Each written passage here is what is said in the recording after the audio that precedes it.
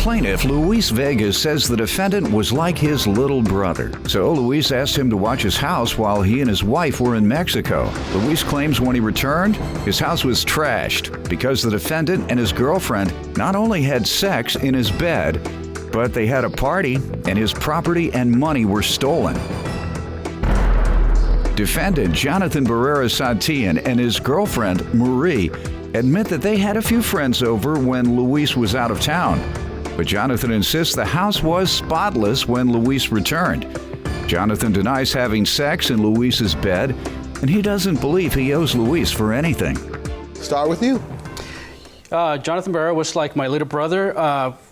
My wife and I decided to go to Mexico for a family vacation for the holidays. He was going to watch my house for the holidays while we were gone. We got back, and to a surprise, we found the place to be a complete wreck. I mean, he invited some people over that we have never met before.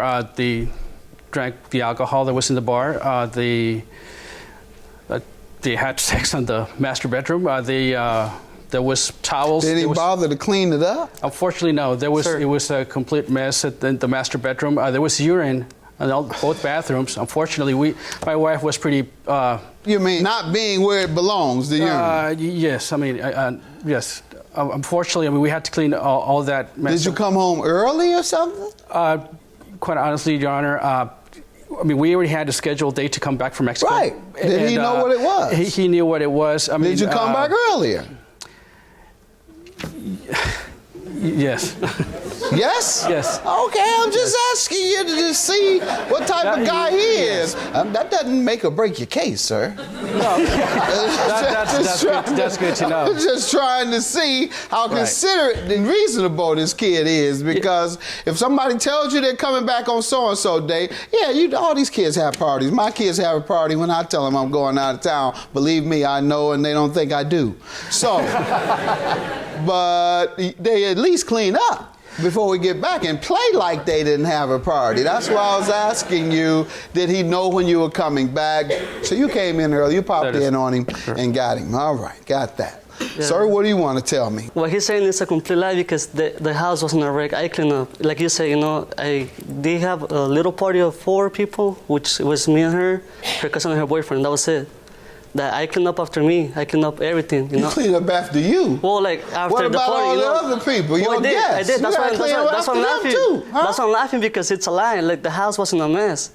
Because I cleaned up the bed, like everything. We didn't have sex on the bed. Like, it wasn't us, All we right, didn't. sir. All right, I'm just saying. Maybe her cousin and her boyfriend did. I don't know.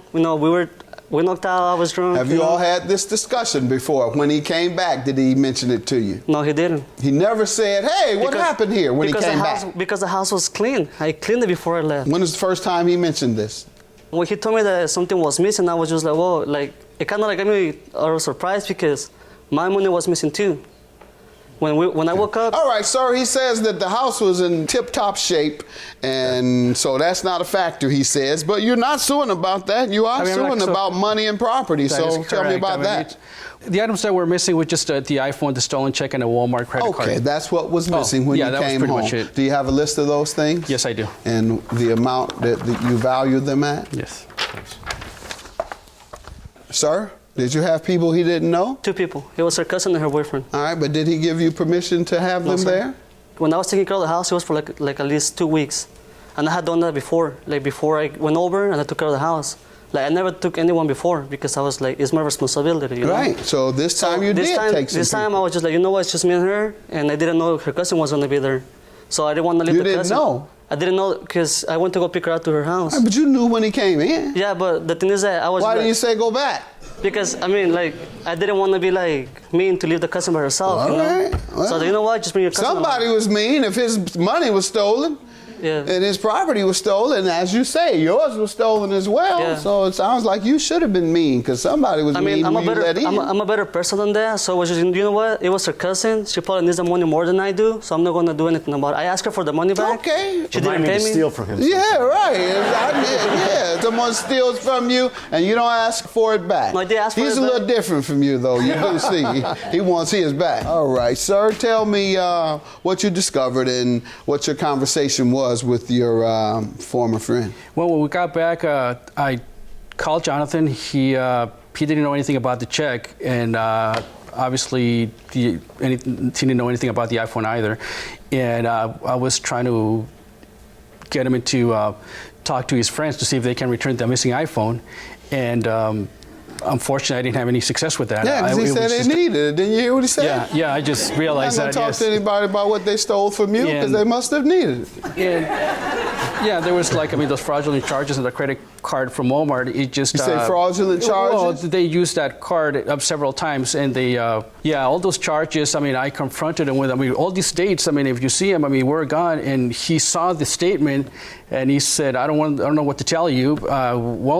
You invited these friends over, and he said, well, they're not my friends. Well, they're not your friends. Why are you bringing them over?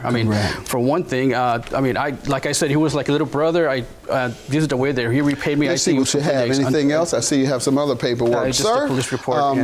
Sounds like you were negligent, and your negligence occurred when you had folks come over that he didn't know.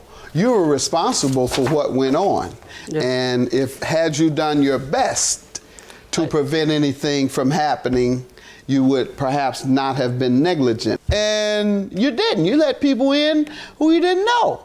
And he had to suffer the consequences. You were negligent when you allowed people in like that. You think that just because you were ripped off and because others did it, that you're not responsible. Okay, my response for it is like the check. I know when you claim a fraud to the bank, they give you your money back.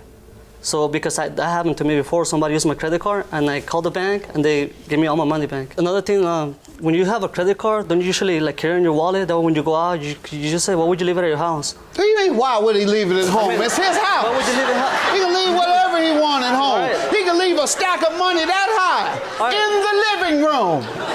You're talking about why he leaves his money. Sir.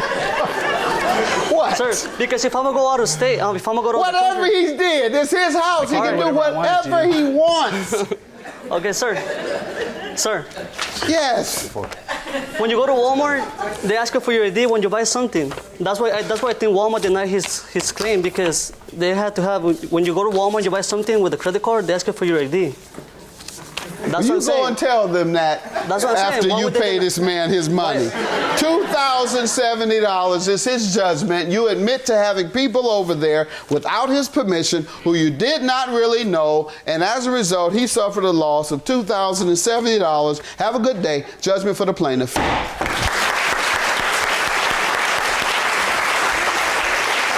We didn't have sex. If her cousin did, it wasn't true. If her cousin did and her boyfriend, that's not my problem, we didn't do anything about that. Also the house, I was there when he cleaned it up and took out the recyclables. So the house being trash, he actually went back more than once to make sure the house was clean. So I know that it wasn't messed up. That's interesting. The master bedroom had a used condom, and there was towels all over the place, and they took showers. I'm not sure exactly who was the one that took a shower, but obviously somebody was in the master bedroom or they didn't take a closer look to see what they left behind.